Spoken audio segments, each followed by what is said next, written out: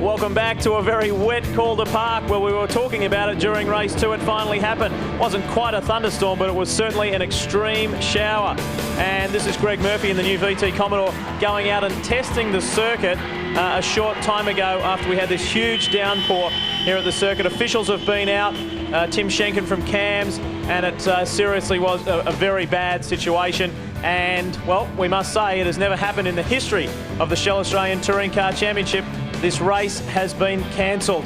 Now, that has never happened. As I said, we just checked up with our statistician, Nigel Greenway. It has never happened. A race has been stopped short, but we won't have race 3 here today. Barry, quite extraordinary circumstance. Quite extraordinary, but there's no way they could start a race with. There's so much surface water down at turn 1 and turn 2, or between turn 2 and turn 3. It would just be so dangerous, you know, because it's very quick, the approach to turn 1. You're doing 260 odd Ks, and you could not run a race like that. They've been trying to clear the water, but what happened, you know, as fast as they clear it, it's been absolutely bucketing down. And, you know, you can see there there's still surface water on the track, but I'd be very doubtful if they can run it. Well, they have officially called it off, and it really was tough circumstances. Some shots there of that corner that was flooded right up halfway to the ripple strip. The guys worked very hard trying to broom it off, and they did successfully do that, but now the rain has come back and has just left them with no option but to cancel this race. It was a shame because it was such a good day. It was going so well for Jason Bargwanna winning race 2 and Craig Lowndes. Well, exactly, and it would have been nice to see how Russell Ingall could have done, because the Dunlops are really good in the rain, and it would have been nice, you know, and especially for Bargwanna, you know, first win of the series, first win ever for him, but that's life, you know, at least nobody got hurt, and a few people got wet, and there's a few sticky spectators, isn't there? Well, it was a good day for Craig Lowndes. He leads the points after 2 races and obviously will win the day. And well, we'll talk with him in just a moment. So, but Jason Bargwanna, let's get back to him. I went down after race 2 and spoke with the Gary Rogers team, and they were just so overwhelmed. Well, incredible. You know, the funny thing was that before the race started, Lee said, "You watch Bargwanna in this," and as far as I can say, you pick my lotto numbers. That was a bit of luck. Well, let's go down in pit lane now, a very wet pit lane, and here's Craig Lowndes. Well, we're here in pit lane, stuck in these wet and windy conditions with our birthday boy, Craig Lowndes. This isn't the way to celebrate a birthday, is it? I hope not. It's definitely not the right conditions. It came in all of a hurry. And I don't think it's going to stay around. I think it's going to go very quick. So it's interesting. I don't think, personally, I wouldn't like to go out there. You've had a bit of a look at the track conditions. It looks like there's a lot of puddles forming around there. I guess in a car travelling at these speeds, that's pretty treacherous for you blokes. Well, it is. I think Bathurst is the closest I've ever been to like this type of condition. And really, this is our test circuit. We've been out here on days where it's sort of been half this wet, and we've had problems. So really, then you've got the drag strip. Definitely there's sections around the circuit where you'll get puddles hanging around, and 30, 40 cars running around won't disperse it very quickly. Well, just looking at the first 2 heats that have gone today in dry conditions, I know Russell Ingall is praying for rain all day. He wants to get into it. He wants to get stuck into it because he sees about his only chance to claw back some ground to you blokes. So how do you feel about that? Let him go.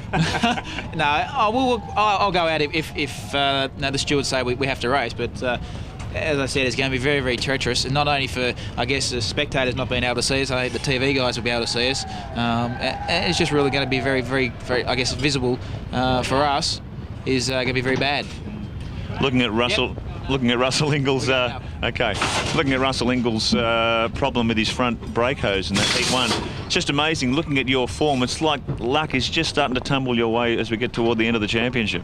Oh, I wouldn't call it luck. I guess, well, it's something, you know, our guys do a lot of preparation on these cars, and I guess that's just a freak, something like that, what Russell had has gone wrong. It's, you know, I guess it can happen. You can call it luck, but it's, you know, I just like to call it good preparation. Do you feel yourself now leading the championship, opening up a little bit of a gap? Feel a temptation to start driving a little bit more conservatively, you think, or is it just maximum attack right till the end? Definitely. At the moment, I went on the, I guess, the comfort zone and just sort of sat back and let everybody else do the dirty work. But now I've sort of charged back from behind. I want to stay there, and no, at the moment I just have to keep charging. Okay, well, we're still waiting for a decision on whether you guys are going to race. If you race, wish you all the best. Thank you very much. Thanks, mate. Well, there's absolutely no chance of them racing. Once again, if you've just joined us here on Network 10, it is official. Race 3, the third and final race today, has been cancelled. These are scenes live here at Calder Park. Just water absolutely everywhere. The teams, the officials, they've been talking about it, and that decision had to be made. And that corner there that we're seeing on camera right now, that was totally cleared of water not less than 15 minutes ago, and we've just had another shower. And the crowd are heading on home, and it's all over here at Calder Park. It's unfortunate. Race 1 wasn't too bad. Race 2 was very exciting, and we were heading for a cracker in race 3, and especially the Dunlop people were hoping for a little bit of wet weather. Now, this is live pictures coming to you from in the pits. They're inside a garage. Jason Bright, Jason Bargwanna and Craig Lowndes. Now, they will be the top 3 on the day, which is fantastic. Now, I've just been informed this is just a couple of rooms down from where we are in the commentary box. And this is great. The 3 young guys, 24, Craig Lowndes, he turned today. 25 is Jason Brighton. 26 years of age, Jason Bargwanna. We're witnessing a changing of the guard in the V8 supercars. I know the more experienced drivers won't like to hear that, but it really is encouraging to see these 3 happy young guys up there on the podium. Welcome back to Calder Park. Well, this is when it was dry, we should say. Some pretty good action from the beginning of race 1. This is the camera out of the back of Jason Bargwanna's car when he got away to a pretty good start and was getting hassled big time by the Ford Credit twins, Neil Crompton and Glenn Seaton. Now, this is live pictures coming to you from Calder Park now. It has been washed out. These are all the folks heading on home, so never mind. The race 3, it didn't actually happen. Well, we have the guys inside, and when I say the guys, I'm talking about the top 3, and they're set for the presentation, and so too, I'm not quite sure if he's dry, our own Mark Osler. I'm certainly dry. In fact, the organisers have taken pity on us and moved the presentation into the media room, so we're actually nice and dry here. One guy who'd be very happy with his performance today is our top place privateer for the day, Chris Smurden. Well done, Chris. Oh, yeah. Got some fans in here. They always love to see the battlers do well, and I know you had a pretty tough time at the last round, but looks like you gathered it all up.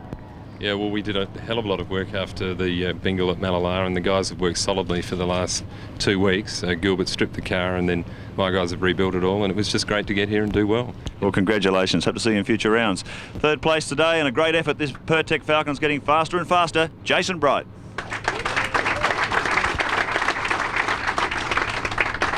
Were you happy you didn't go out there in the 3rd heat or not? It's a little bit disappointing. We didn't get to put on a race for the fans, and but in these conditions at Calder, the track is really slippery down the straight, so it would have been a bit of suicide to go out there in that. But I would have liked to have gone out there and had a wet race, but not on this track. I think the Ford fans will be wondering about this EL2, this aerodynamic upgrade on the car. Has it made much of a difference? I think we've picked up a little bit. It's a little bit hard to say at the moment, though, until we get to a little bit quicker track. We still lacked a little bit in the second race there. We didn't hang on to the 2 Commodores in front of us. By the end of the race, our tyres were looking a bit second-hand, so we'll just wait and see what happens over the next couple of races. Congratulations, Jason Bright. 2nd place today. It's his first V8 win. The Shell Series rookie. Put your hands together for Jason Bargwanna.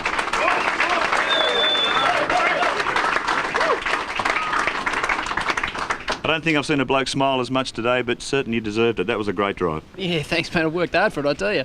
But it's been a great year, and to be able to come up here and have a race win today, especially in front of Craig, it was fantastic. And the guys in the team are just so excited. And what about not going out in that 3rd heat? Are you disappointed? Yeah, I was looking forward to it, actually. I reckon it'd be great, especially with him. Youthful enthusiasm there. Well done, Jason. We hope you can repeat that performance in later rounds. Right now, I'd like to call on Ross Brody, Motorsport Manager for Shell. This is making a habit of this. Our overall winner today, Craig Lowndes.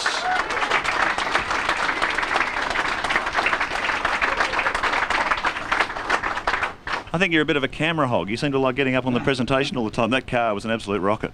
Well, it was. We made a slight error in the second start, which made Jason there come through between Mark and I, and virtually I couldn't catch Jason. We, his car looked good. Mobile, Holden, and Bridgestone obviously work well at this track. I'm thankful we didn't go out that last track. It's last race. It is a track we use very well, a lot, and in this condition, it'd be madness. Yeah. Now, Mark Scove had a pretty difficult day trying to get that car off the line. You two have a different starting technique. We do. We have a different technique, but it is interesting. We both use the same technique or same amount of throttle, technique in that second start, and we both bogged down. So it will be interesting. It would have been nice to have that third race, and as Jason said, put it on for the fans. But unfortunately, just the weather took control. Well done, Craig Lowndes, the overall winner today. Lee Diffie. Boy, we've got a big race on our hands as we head to Northern Territory. It's going to be fantastic, Mark, isn't it? We're really looking forward to that.